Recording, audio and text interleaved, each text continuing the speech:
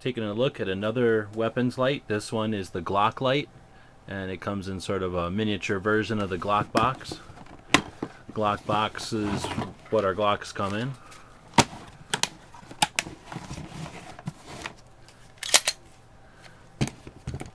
Take out this Glock 24 and now I'll introduce the light. What we're looking at is the Glock Light. This is the fader model. My favorite one. I've had this one for a little while. I've been using it quite a bit and it works great. Took the batteries out just so you can kind of see what it looks like when you get them. And it's got a spare bulb over here. It's got a little tool here for adjustments, and then it's got the batteries.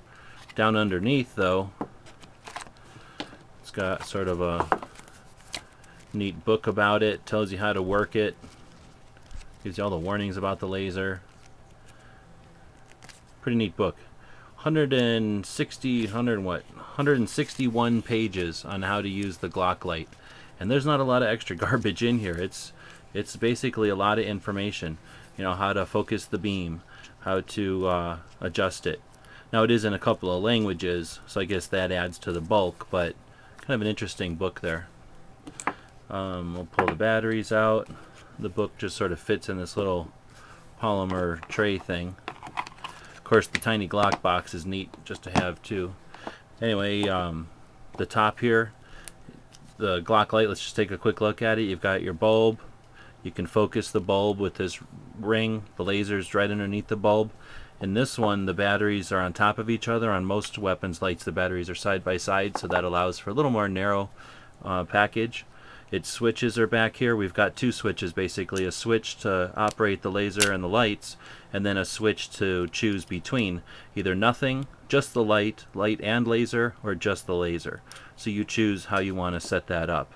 And then it's got its laser warnings here so that you don't point it in people's eyes, I guess.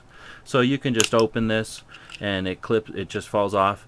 It's got a rubber O-ring around it though, and just a tip, I like to mark mine with like a Sharpie paint marker or something, just to let people know that this is mine, in case it got mixed up in the field. I don't like to write stuff on the outside. Right on the sides here, molded into the polymer, is the orientation of the batteries, which is kind of handy, and they do just drop right into place. That first one goes in that way, second one sort of snaps in that way, then the battery compartment claps back on. So up and down on top of each other. Having a Glock tool to remove those batteries is definitely helpful. That one is pretty much in there and you have to kind of wedge it out of there. So now we'll go ahead and install it. Just make sure we're not dealing with a loaded gun. And just locks into place. There's a line on the bottom of the Glock here. There's a bar on the light, and just like the Glock takedown lever, you pull equally on both sides and it drops the bar, and that allows it, well, when you're putting it on you don't even need to do that. It'll just, there's a ramp on the bar, so it'll just lock into place. So now it's locked into place, very secure, definitely secure enough to run on an optic like this, an aiming device like this. And then when you want to remove it, you just pull down on both sides at the same time and pull it forward. Okay, once it's in position, of course it's made for Glocks, so the Glock front of the trigger guard fits right into place. Couldn't be a more perfect fit. Obviously, it's made for this gun. It's made for any of the full-size Glock frames, and you can easily install it on the smaller, small size. This is a 23 or the 19. The smaller size Glocks, since they use the same trigger guard, locks right into place. The only difference is there's quite an offset there between the bezel of the light and the muzzle, so I usually don't like running it on the 23 just because it gets the light real dirty. Now if I bring a Glock 22 over, again it fits on the same way really consistently in the back. It's almost equal though, so again I'd rather not run it with this gun just because I don't want to get the light all dirty. So I'm running it on this, and that's usually where it lives.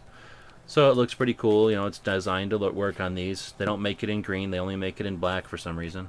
But let's take a look at the controls. We've shown this before, so it's not brain surgery, but it is a interesting light. I'm going to go ahead and turn off some of our lighting here so that we can get a better idea of how the light works.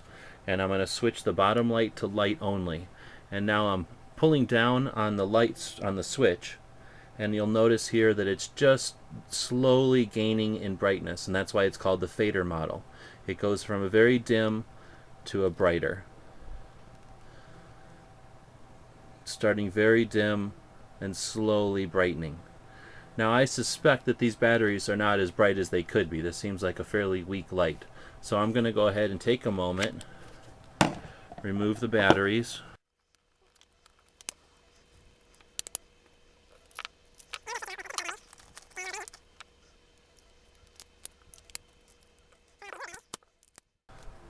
Little difference there, quite a bit brighter. So again, I'm going to demonstrate the fader, and there it's slowly fading up, slowly fading up, slowly fading up until it gets to its brightest level.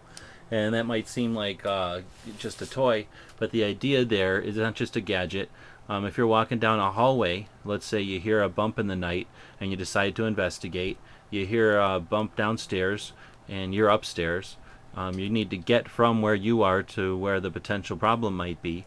You don't want to turn this light on full blast in a white hallway or white carpeting or a tile floor or whatever you happen to live in. But unless you live in a flat black environment, this is going to ricochet all over the place, not only giving away your position, tactically, but more importantly, getting rid of your night vision. You're just going to blow your night vision away, putting this up to full power. So you can hold down that switch, get it to just barely bump that light into running. Now you have a small light for walking and for moving around, and then when you need it, you tap once to go off, you tap it again, and it comes up to full brightness. So it seems like an extra step, but obviously once this tool is yours and you've practiced with it for any length of time, it's very simple to quickly bring it into play, bring it out of play. Now I'm trying to click the light, so it's obvious for the film, but you don't need to make any noise. Here I'm doing it without making any noise. I'm just doing that intentionally, sort of, so you can hear as I'm clicking at the same time that you see me clicking. That's more of my finger falling off of it than it is the noise of the switch. So you can have it on or off. Now I'm going to flip it to the position of both light and laser. And now, I'm not sure how well you can see it, but right at the tip of my finger there's the laser dot, which is basically right in the center, in this case because I'm so close, right towards the bottom of the beam of light. Now I'm going to go ahead and flip it to laser only, and it should be a lot more apparent where that laser dot is. And now with the light on, it probably washes it away. I haven't worked with this camera with the laser dots yet, but you get the idea. So now you've got some options there. Basically I'll set it up for both, of course. Occasionally though, you'd want to be a little more discreet and just have the laser dot on, and sometimes you don't need the laser dot and you just want the light on. So you have that option. And I really like the option of having it turn off when you have this in a range bag or something, in case the foam in your range bag or the foam in your pistol case accidentally triggers this switch. When it's in the off position, triggering the switch doesn't allow any power to get wasted. So we're not talking about very much weight here. I'm going to bring my scale out real fast.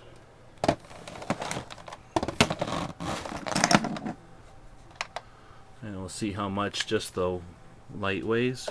With a couple of fresh batteries, it weighs 3.4 ounces. So it's really negligible. You don't really notice it out in front of the pistol. And really aids to accuracy and, more important, to target acquisition. People say, why would you want to pay, in this case, a couple of $100 for the light and laser one? I think it's $250 or more. Why would you want to pay that kind of money for a toy like that? Well, it's not a toy. It's not something that you depend on in an emergency. What it is there for is to gain the advantage. As they say, you don't want to enter a fight if you don't have the advantage. So why give the bad guy any advantage? If you have the advantage of being able to see when you want to, for the couple of dollars it costs and for the couple of ounces of weight, I think, in my opinion, it's very silly to limit yourself. Doesn't weigh much, costs a little bit, but again, I think the usefulness and its advantage that it gives you outweighs any cost. These are super durable. They're about as durable as the Glocks are that are on top of them. I haven't quite thrown this one around. Honestly, for $250, I'm not going to go throw it around.